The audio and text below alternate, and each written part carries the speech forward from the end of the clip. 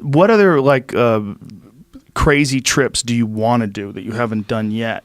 Oh, there's a lot, man. I mean, the one that I've had on my bucket list since I was so there's a couple. One is there's one place on Earth left where there's true cannibals. It's Papua New Guinea. And unlike the missionary that went in, with an agenda, I would just love to actually see these cannibalistic tribes. So I'd love to do that. Nobody has successfully, unless it's happened very recently and I'm unaware of, successfully done source to sea of the Congo River.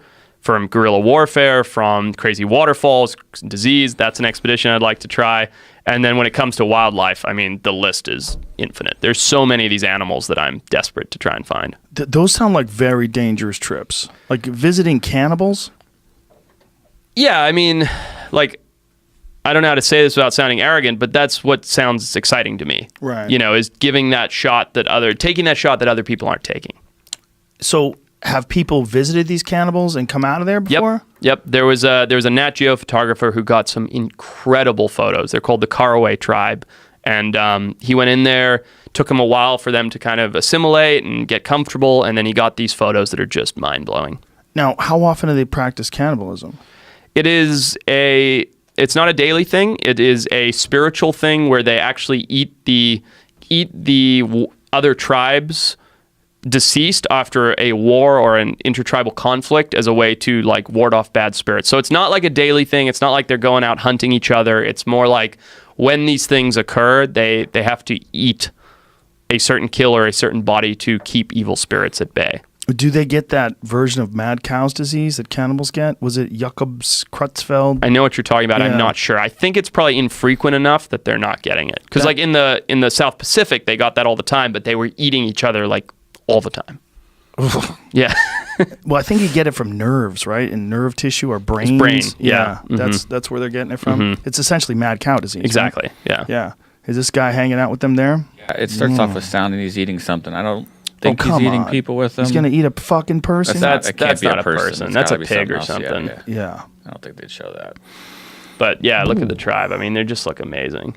Yeah, but it is just so incredible that there's still people that live the way they lived many, many, many thousands of years ago, and they essentially just get their resources from the land, from the area they live, and they're just rocking it old school. And then for me, the cultural significance is huge, but what's the biological area like? You're right. Nobody's going in there. How much biological study's been done? The answer is none. And these people have large look at that lady. Oh my God. Isn't she amazing? Wow. Yeah. Have you read Sapiens? Sapiens? No, I'm not sure.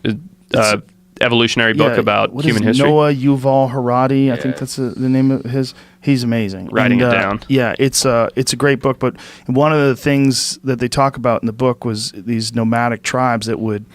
Yeah, that's it. Yuval Noah Harari. I fucked up his name.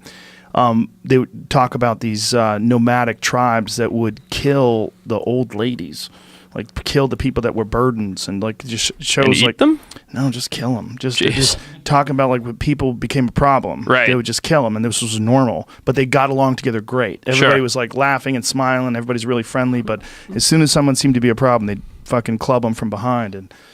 It's like, this is going to sound just awful, but doesn't that make sense? It kind of does. It sucks, but it kind of does. Right? Yeah. You're a burden on the community or on the society.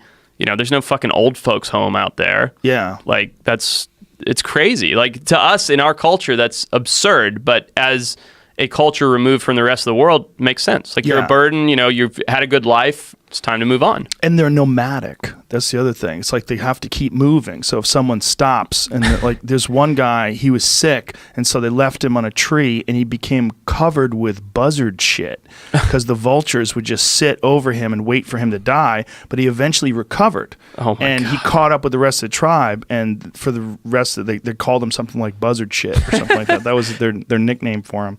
Yeah. Imagine being that guy. Imagine sitting under a tree looking up at vultures being like, it's moments till I die and they're going to drop down and eat me. At least they're polite enough to wait for you to die. It's true. They don't just, the guy probably couldn't have fought him off. If that was a hyena. Yeah. Yeah, dude.